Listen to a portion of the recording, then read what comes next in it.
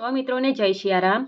આજે આપણે ધોરણ 11 ચેપ્ટર નંબર 12 લક્ષ્ય અને વિકલન વિશે અભ્યાસ કરવાના છે. એમાં 5 સૂત્ર આપેલા છે, એ તમારે યાદ રાખવાના છે. ફર્સ્ટ છે limit x tends two a x ની n ઘાત ઓછા a ની n ઘાત ના છેદમાં x ઓછા a. તો જવાબ શું મળે છે? n a ની n માઇનસ 1 ઘાત. સેકન્ડ નંબર કે લિમિટ x ટેન્ડ્સ ટુ 0 હોય ત્યારે sin x અપન x 1 થાય. તે જ પ્રમાણે લિમિટ x ટેન્ડ્સ ટુ 0 હોય tan x ના છેદમાં x બરાબર 1 થાય. બીજું કે limit x tends two 0 1 minus cos x અપન x હોય તો જવાબ આપણને 0 મળે છે. અને limit x tends two 0 1 minus cos x અપન xનો વર્ગ હોય તો આપણને જવાબ શું મળે છે? 1/2. બરાબર. હવે આપણે સ્વાધ્યાય 12.1 તરફ આગળ વધીએ. ફર્સ્ટ દાખલો, લક્ષની ગણતરી કરો. એમાં limit x tends two 3 x plus 3. બરાબર. તો બંને જે પદ છે એને આપણે જુદું જુદું લિમિટ આપીશું. xને જુદું આપીશું અને 3ને જુદું આપીશું. તો સૌથી પહેલા જે રકમ છે એ લખી લેવાનું છે. હવે limit x tends two 3x વચ્ચે પ્લસ છે.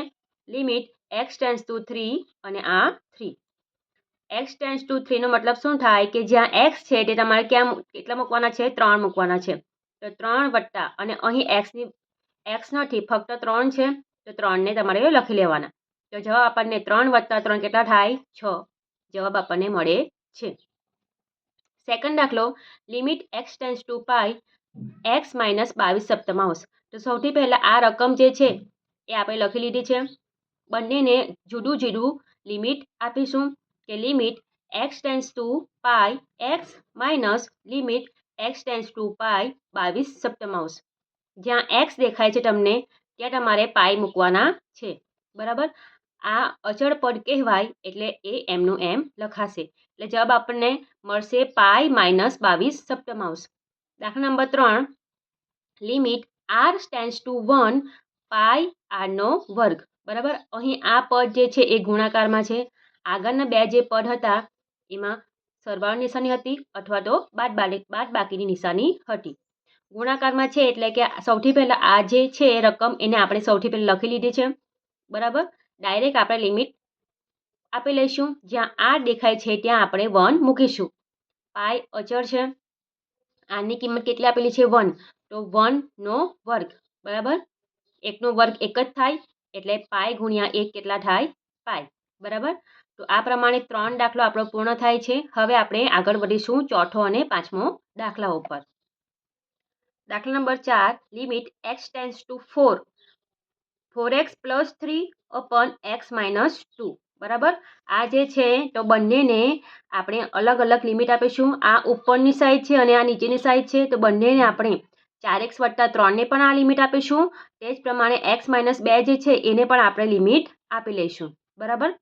અહીં પછી શું થશે કે આ લિમિટ x ટેન્ડ્સ ટુ 4 જે છે એ 4xને પણ અપાશે અને આ 3ને પણ અપાશે. બરાબર. એ નેક્સ્ટ સ્ટેપમાં આપણે લખ્યું છે.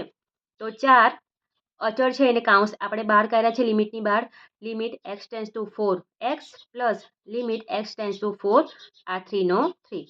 નીચે જઈએ છેદ લખીશું. છેદ અહીં xને આ લિમિટ અપાશે તે જ પ્રમાણે 2ને પણ આ લિમિટ અપાશે. બરાબર. બંનેને લિમિટ આપી લીધી છે. xની કિંમત કેટલી મૂકવાની છે? 4. 4 કાઉન્સમાં 4 વત્તા કેટલા છે અચળ પદ તરીકે? 3. નીચે x તરીકે 4 મૂકવાના છે એટલે 4 ઓછા અને આ 2 નો 2. તો 4 ચોક કેટલા થાય? 16 વત્તા 3 છેદમાં 4 માઇનસ 2 2 થાય.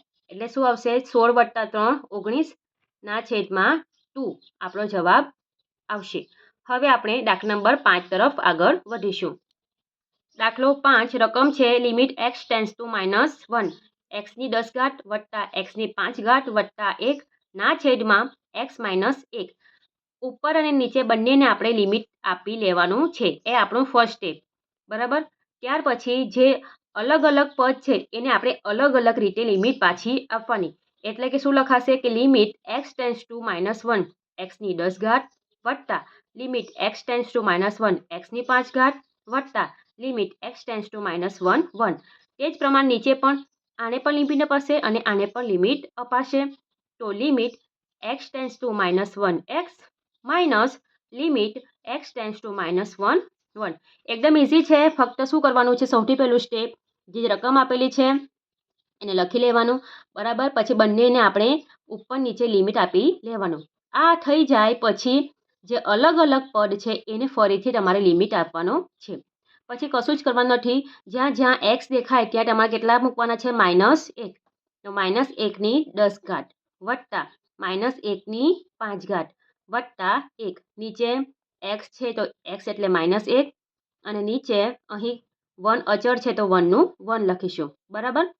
હવે આપણે જાણીએ છીએ કે કોઈ પણ સંખ્યા નીચે માઇનસમાં હોય અને ઉપર ઘાતમાં બેકી સંખ્યા હોય તો હંમેશા ધન જવાબ આવે છે.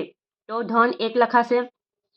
5 એ એકી સંખ્યા છે તો -1 લખાય, બરાબર. એકી સંખ્યા હોય તો ઋણ જવાબ મળે એટલે -1 અને આ પ્લસનો +1 અને નીચે -1 -1 તો કેટલા થાય, -2. ઓછા ઓછા વત્તા, બરાબર.